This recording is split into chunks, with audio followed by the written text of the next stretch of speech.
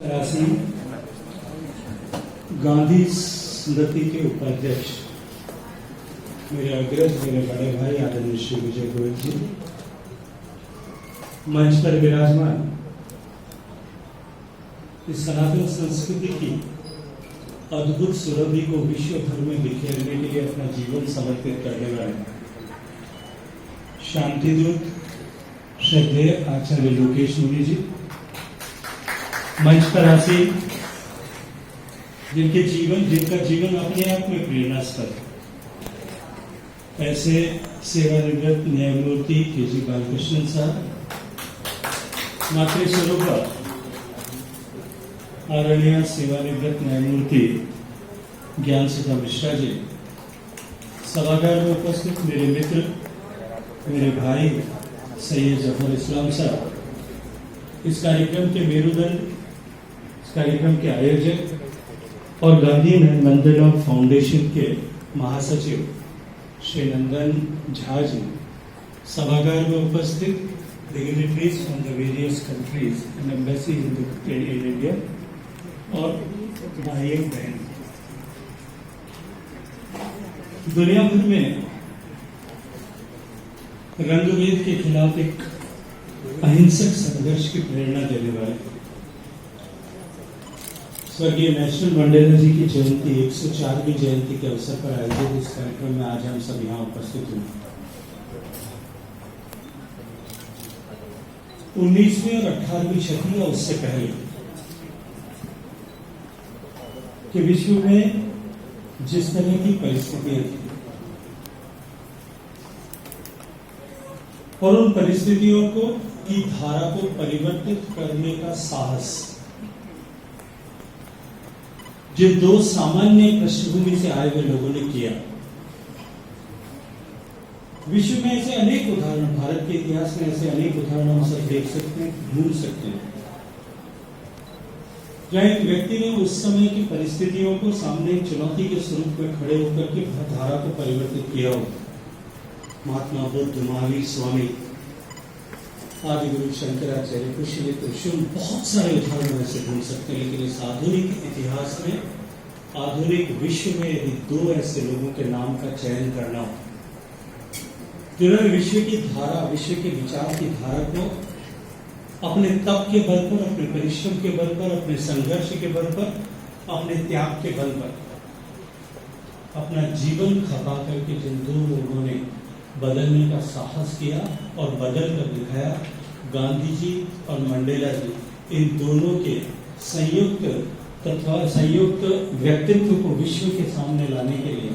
जो आदरणीय नंदन मिश्रा जी ने इस फाउंडेशन का सृजन किया है, मैं उसके लिए इनका अभिनंदन करता हूं, इनका आभार व्यक्त करता हूं। ऐसी पुनीत धरती, जिस धरती पर राष्ट्र ऋषि, राष्ट्रपिता महात्मा गांधी जी ने अपनी अंतिम सांस ली थी, और जब जिन लोगों को इस विषय की शायद जानकारी नहीं होगी कि इस बिरला मंदिर में जब गांधी जी ने अंतिम सांस ली और जब जानकारी हुई होगी तो निश्चय ही उनके शरीर में और शिराओं में कुछ न कुछ स्पंदन जरूर खड़ा होगा। आज इस पुनीत धरती को प्रणाम करते हुए इसकी चरण रज को अपने सिर पर धारण करता हूं। मंच पर उपस्थित ऐसे सभी महान लोग जिनका जीवन अपने आप में प्रेरक है और जिनके दर्शन मात्र से व्यक्ति को के जीवन में उत्साह और प्रेरणा का संचार होता है, मैं उन सब लोगों का भी अभिनंदन करना चाहता हूं। और मैं धन्यवाद करना चाहता हूं फाउंडेशन के सभी सदस्यों का, आदरणीय नंदन मिश्रा जी का, कि मुझे ऐसे महत्वपूर्ण अवसर पर ऐसे सभी विशिष्ट जनों के बीच में आकर के अपनी बात, अपने विचार रखने का अवसर प्रदान किया। गांधी जी और नेल्सन मंडेला आज से कुछ दशक पहले, लगभग 70 साल पहले जिस तरह की परिस्थितियां विश्व में थी और उस समय जैसा हम सब जानते हैं कि वो बहुत प्रासंगिक बने, लेकिन उन्होंने जो दर्शन दिया, जो विचार दिए, वो दर्शन और विचार काल बाह्य हो गया है, काल सापेक्ष नहीं रहा, काल से निरपेक्ष है। और वो दर्शन आज की इस उहापोह भरी जिंदगी में भी और आज के विश्व में जिस तरह की वर्तमान में परिस्थितियां, उन परिस्थितियों के बीच में भी उतना या उससे कहीं ज्यादा, मैं कहूंगा तो अतिशयोक्ति न होगी, ज्यादा प्रासंगिक है जितना उनके जीवन काल में था। और जैसा हम सब लोगों के विचार में शायद अनेक बार ऐसा आया होगा, ये शब्द हमने कई बार सुना होगा कि व्यक्ति अपने जीवन में अमर हो जाए, व्यक्ति जीते जी अमर हो जाए, या जीवन के बाद में भी उसका दर्शन, उसका सिद्धांत, उसका विचार और उसकी चर्चा अगर जमाने में बनी रहे, उसकी प्रासंगिकता बनी रहे, तो वो अमरत्व का उदाहरण है। महात्मा गांधी जी और नेल्सन मंडेला अपने पुरुषार्थ और व्यक्तित्व से जो है वो दुनिया में अमर हो गए, और हम सब सौभाग्यशाली हैं कि आज हमें उनको स्मरण करने का अवसर मिला है। सदियां बीत जाएंगी, लेकिन सत्य, अहिंसा, करुणा, प्रेम, शांति, भाईचारा ऐसे शाश्वत मूल जो इस भारत की सनातन संस्कृति के मूलाधार थे, मूल बिंदु थे, वो कभी भारत में क्षीण नहीं हुए। हर सदी में ऐसे सारे विषयों के को सचित करने, उनको और अधिक आगे बढ़ाने के लिए इस भारत की भूमि पर इस तरह की विभूतियों ने हमेशा हमेशा जन्म लिया। इतिहास साक्षी है,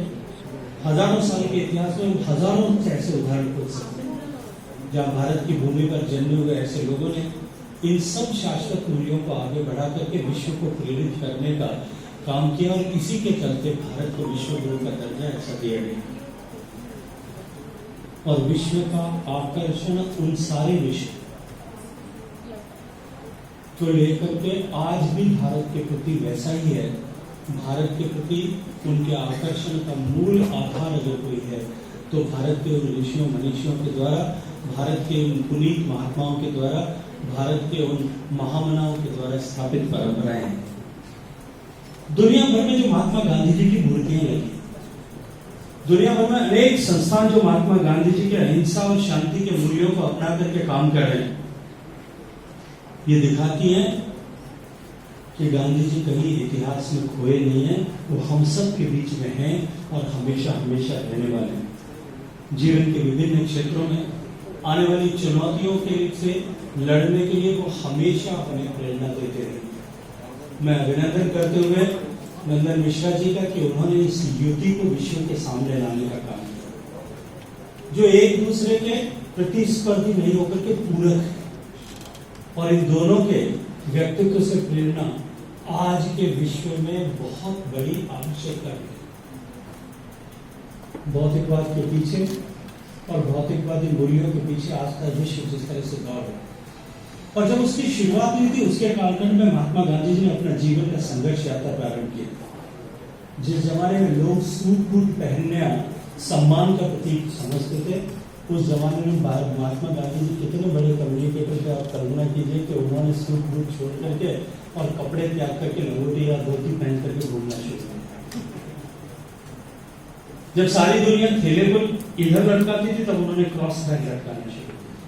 जब आलती पालती मार करके सारी दुनिया बैठती थी, उन्होंने क्रॉस जो है उल्टे पांव करके बैठना शुरू किया। हर एक अपने जीवन के हर एक व्यवहार से उन्होंने कहीं न कहीं अपने आप को अलग रखने की सीख दी कि मैं जो आज जिस तरह की धारा बह रही है उसके विपरीत रह करके और विश्व में एक नई विचारधारा का सूत्रपात करें, और वो दर्शन हम सब लोगों के बीच में लाने के लिए, पूरे विश्व में इस दर्शन की सुंदरी फैलाने के लिए जिस तरह से आदरणीय नंदन मिश्रा जी का फाउंडेशन काम कर रहा है, मैं उनका बहुत सारा अभिनंदन करना चाहता हूँ। मित्रों, जैसे आदरणीय विजय गोयल जी ने कहा कि गांधी जी के जीवन का जो सबसे बड़ा मूल्य था, जिस विषय पर गांधी जी ने सबसे ज्यादा अपने जीवन में बल दिया, वो था स्वच्छता। और स्वच्छता के संदेश को पूरे विश्व भर में ले जाकर भारत जैसे देश को ओपन डेफिकेशन फ्री। मुझे याद है 2014 में जब माननीय प्रधानमंत्री जी ने लाल किले के प्राचीर पर खड़े होकर